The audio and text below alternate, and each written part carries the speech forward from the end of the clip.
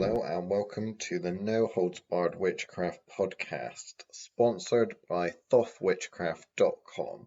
So today we're going to be talking about pop culture and witchcraft. So for all you witches out there and witchy wannabes,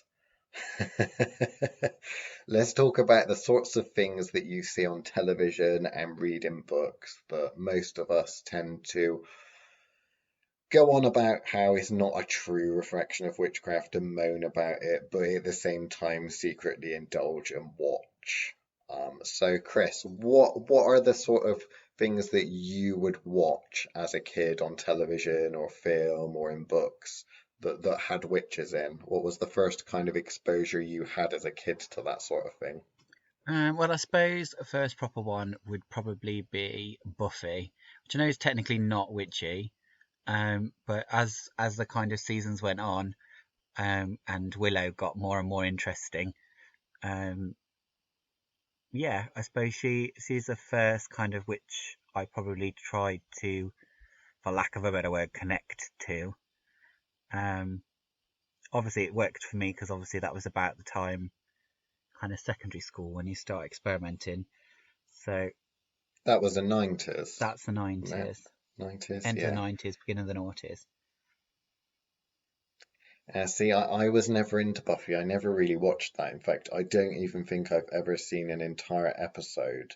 I watched a little bit of the spin-off show, Angel, but I never really kind of got into it. I think the first one for me, aside from the odd film, like, Disney films and things like that, Hocus Pocus, that sort of thing, the first real TV series I think was probably Charmed. Proper noughties then.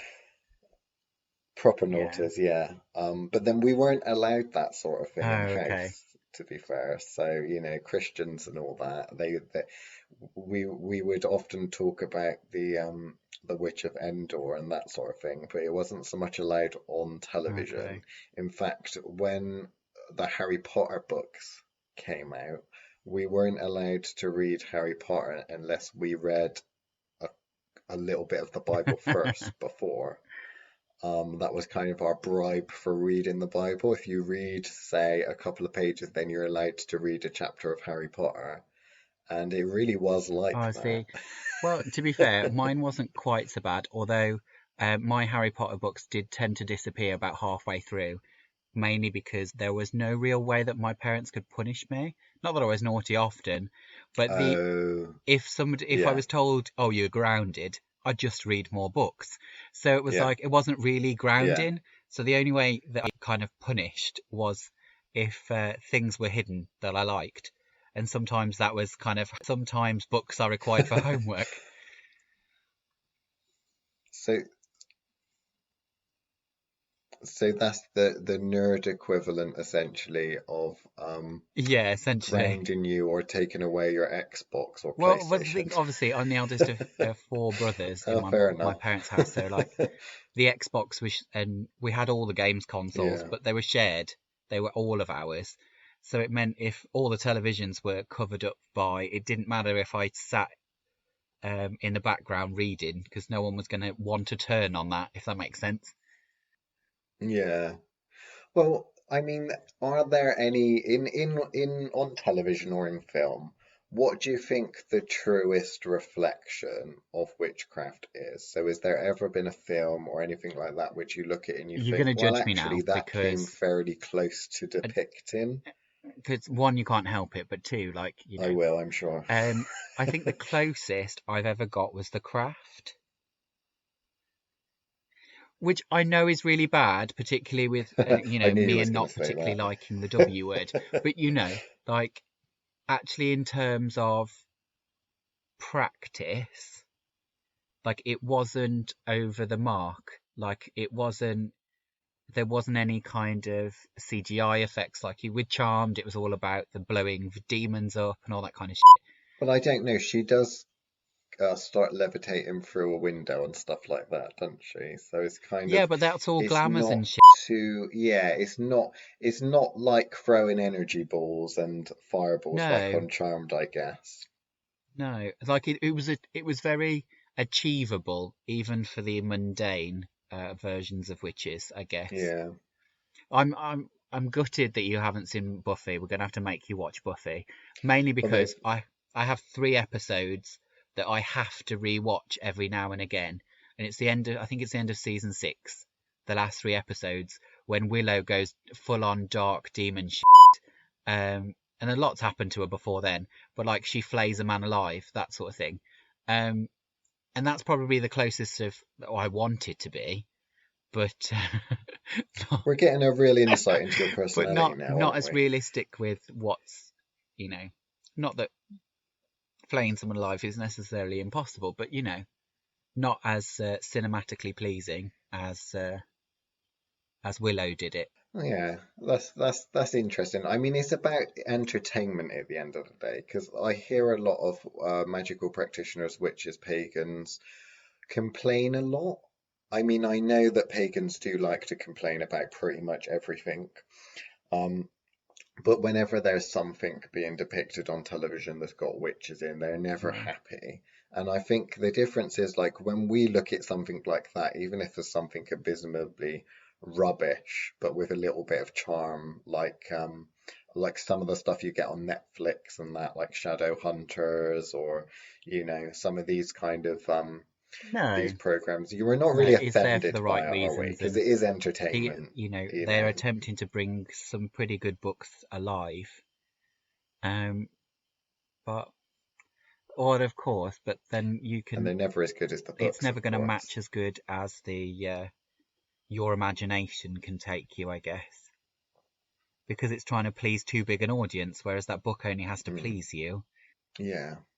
Well, do you think that it's getting, as time's going on, do you think that it's getting more um, closer to real life? Because you've got obviously older films like The Wicker Man and that kind of thing that's portraying witchcraft or paganism in a negative light. But then you've Yeah, also got kind of it's not really a remake, but Midsummer, if you ever watched that, which is quite graphic.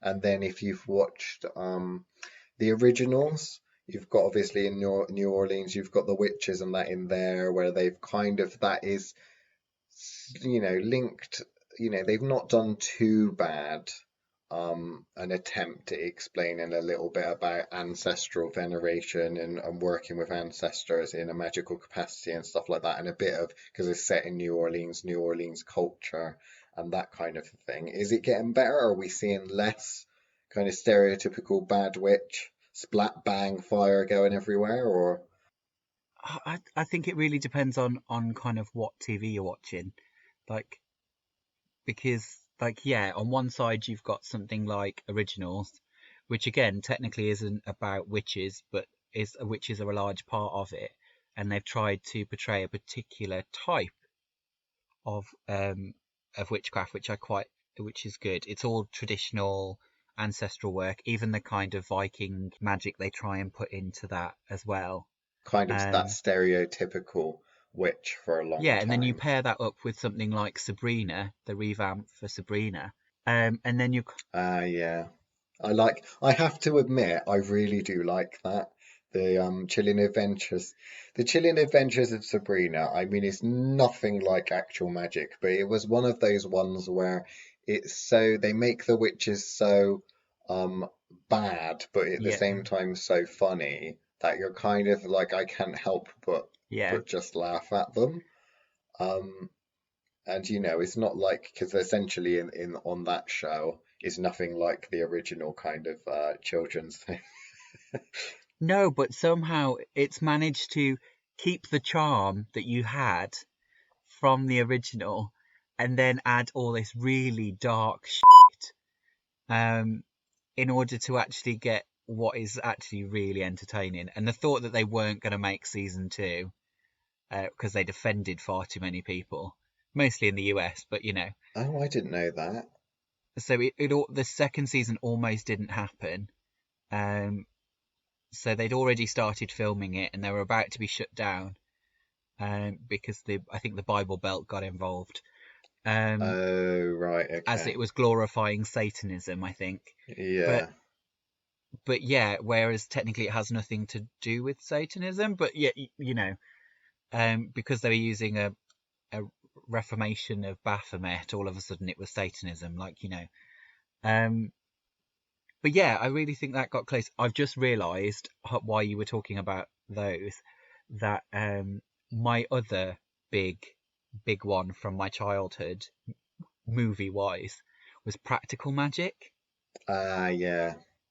with Nicole Is Kidman. that 90s as well, or is that noughties? I think it was 90s. I Okay. think I watched it a ridiculous amount of times in the noughties, but actually I think it was earlier than that. Don't quote us though. Um, but yeah, that was probably the closest rendition of what I think of when I think of kind of cunning man, cunning woman work.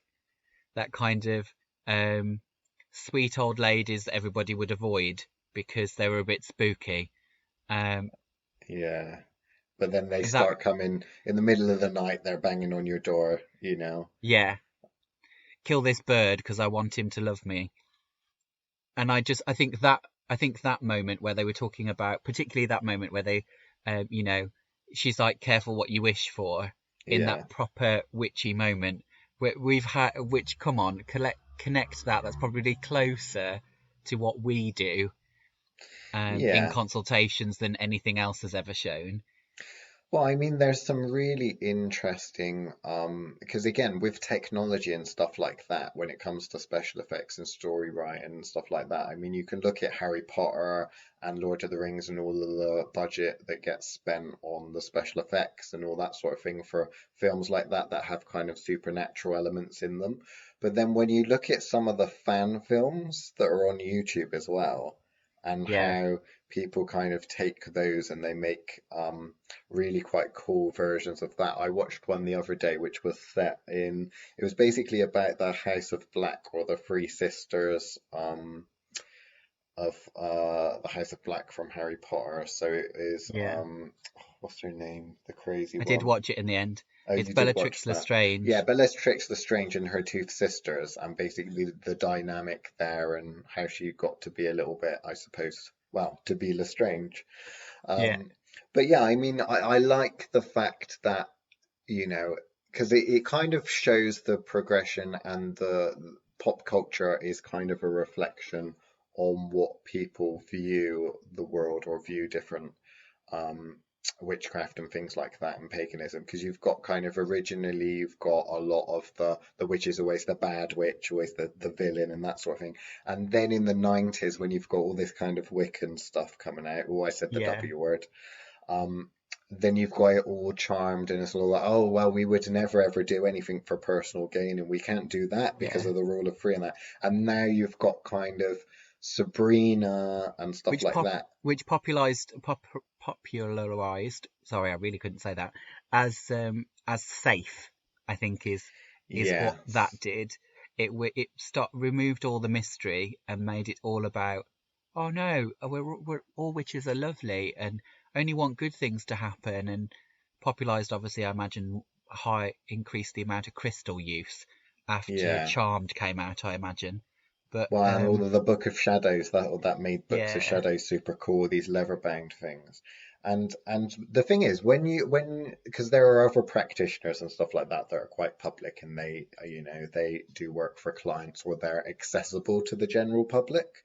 yeah, And whenever there's a witchcraft TV show or something like that that comes out, whether it's in the 90s or now, you get an influx of emails and people asking about things they've seen on the show. So in the 90s, it was all mundane people talking about Charmed and, oh, what is this Wiccan rule of three? And, what's a white light and all that sort of thing. And nowadays, they're kind of asking about things like, is there such a thing as a Supreme?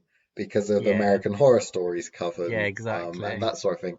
And it does flavor how people view not only what's possible, but what witchcraft actually is.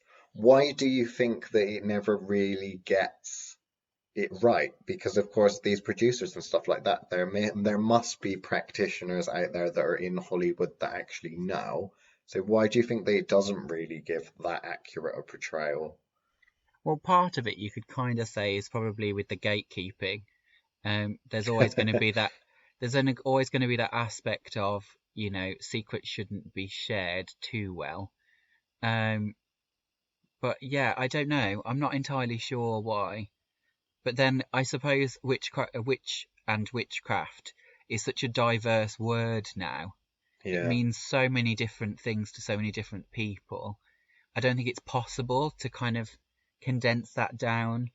I think probably actually I'd forgotten about American Horror Story actually, season 3, and then isn't there the Apocalypse The season? Apocalypse one is one, the But witches versus the spawn of Satan, the Antichrist, yeah, essentially.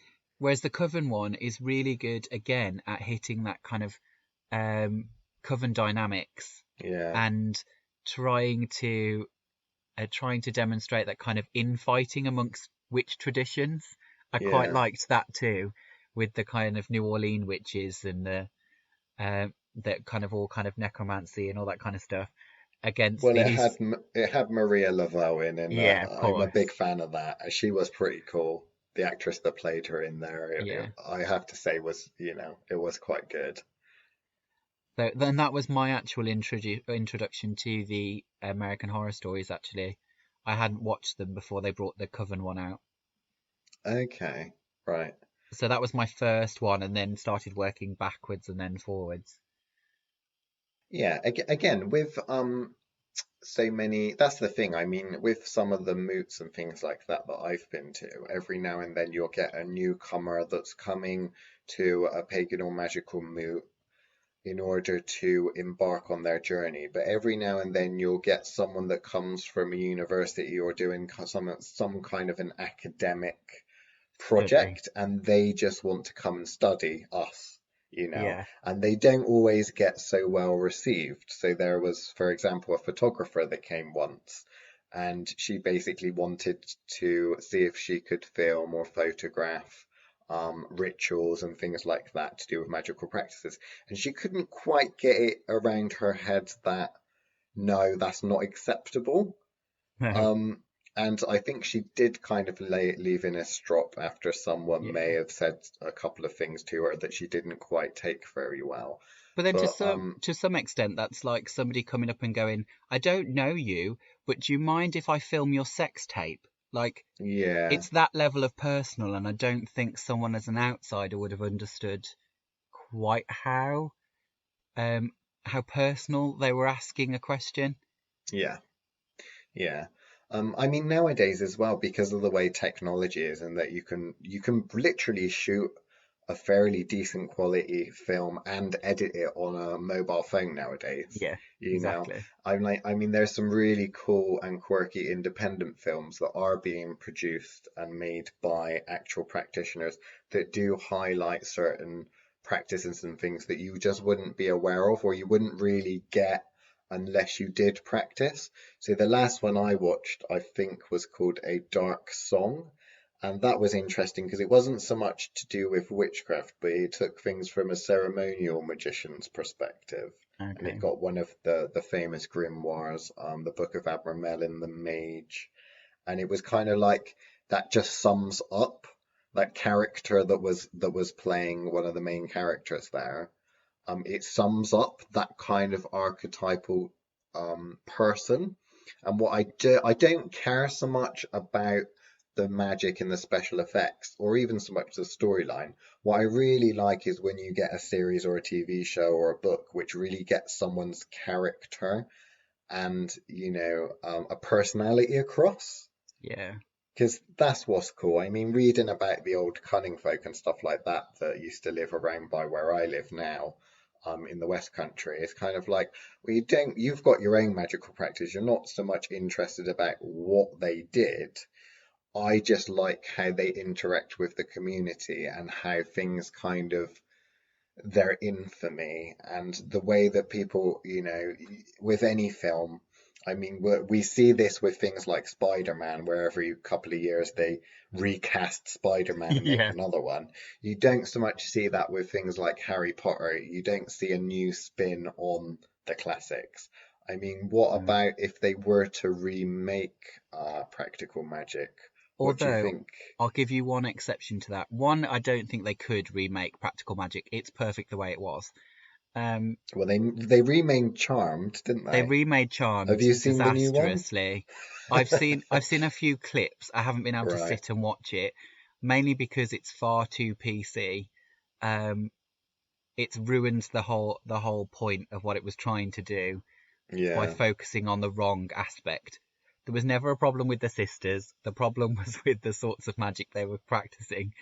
So it was kind of like, if you were going to remake it, you make the magic darker and not worry about making the characters literally Well, I mean, darker. they did ask the fans, I think, what would they like to see, and what all of the fans essentially, or most of the fans, all said, we want the new series or whatever you're making now to pick up on after. So you want like the next generation. So the three sisters or the Halliwells kids, that's what they want to see, Yeah, And of course but they that's went in a not. complete But that's different not what they gave direction. at all. Yeah, I know, it's terrible, isn't it? But don't listen Like to the fans. I mean, we were it's not like they're paying for the books and the movies and like stuff, when is they it? when they introduced Billy, for example, in those Yeah, last two seasons, the whole point was that she was going to be the next spin-off, and then yeah, all of a sudden that dream died. I don't know how. And then obviously you got this kind of build up towards the end where you were like, oh, next generation, that'd be a bit fun. But then again, they did exactly what the mistake that J.K. Rowling did with the last Harry Potter book, and gave them a little bit too perfect an ending. They yeah. all had three children and they all lived happily ever after. That sort of thing Well, I was a mean, bit technically, anticlimactic. with the cursed child and that, the play, I think that because I've not seen that or read that, but I think that carries on with the next generation in Yeah, it. Harry's son and Malfoy's Malfoy's. daughter or something like that.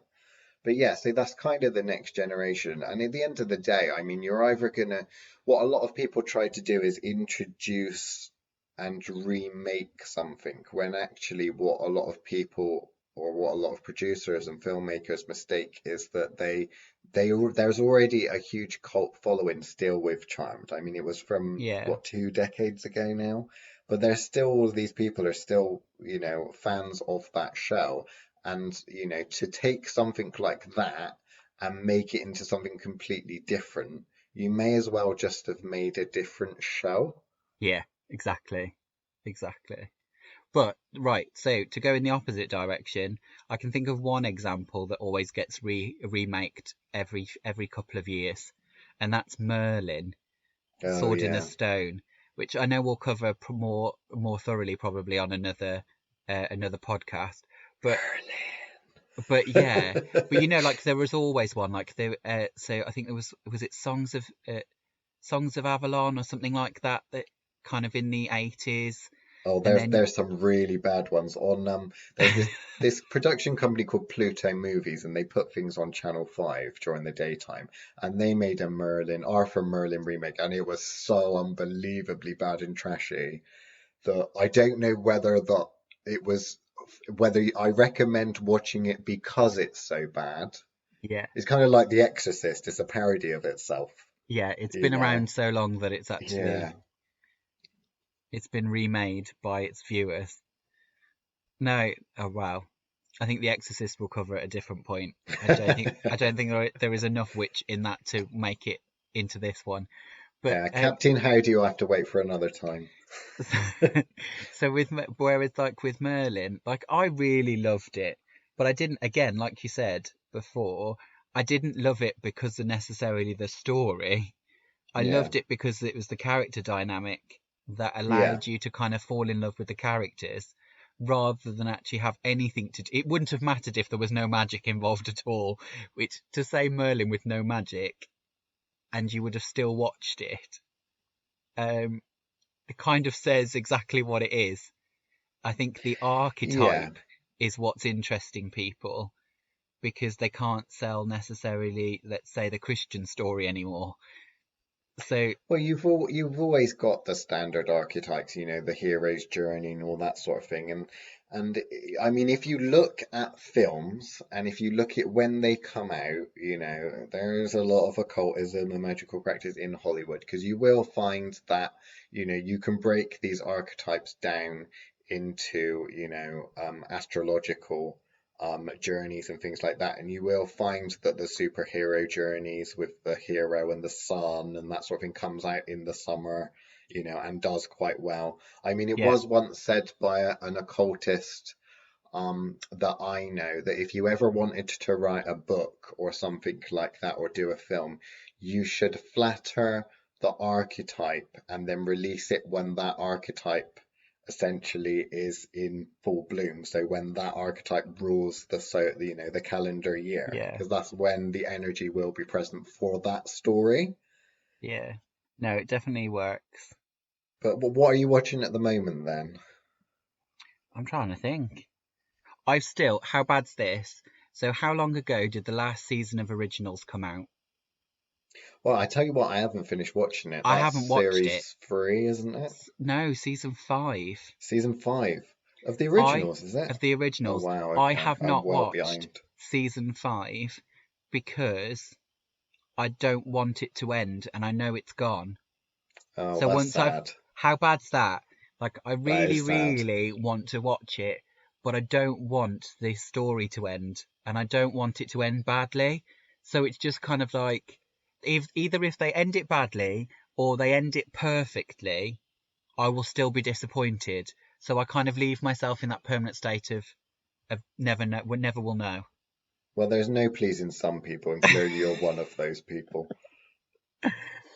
But I enjoy it. I enjoy seeing these new kind of rehashes of these archetypes over and over again.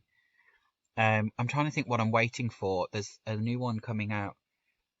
There's the Order, which is on. Yes, that was good. That was quite interesting. I think that's coming out in 2020. It said early 2020. But I mean that's quite interesting because that involves all of the kind of gatekeeping and stuff like that we were Yeah, talking about. And it's secret literally a societies and case stuff. of I do quite like those because it's literally like it's set in like with something like Arthur or Lord of the Rings is set in kind of a similar universal world to ours, but with things like the Order, it's literally the mundane actually discovering real magic and that magic Yeah, really exists, and then having to navigate that new world, taking into account that, oh wow, magic actually exists and all of these things are real.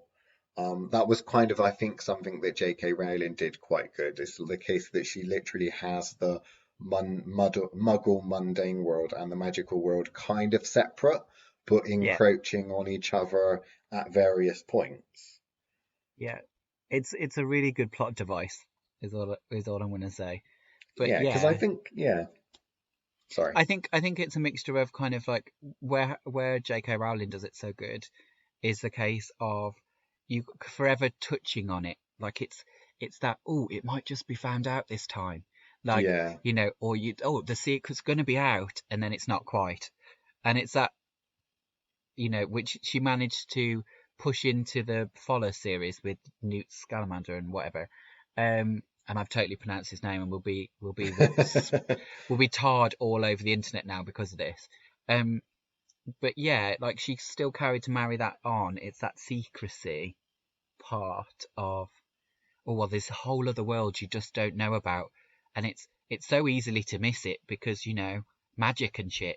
Like I think that will always capture the imagination, whereas it's never going to quite be as beautifully raw as practical magic. Like so if you were to, because we're approaching the end of the podcast all of a sudden, if you had to recommend to someone that's never watched a film with witches in, to get an idea of the sort of taste you have for that kind of a film, what would you recommend? What would you say, okay, this is a great film you have to watch? I think if you wanted kind of closest to an authentic as you can get, I'd probably say practical magic. If you want fun, I'd have to say chilling Sabrina. Like Okay. those those are my two archetypes that you'd have Wow. to have. What about you?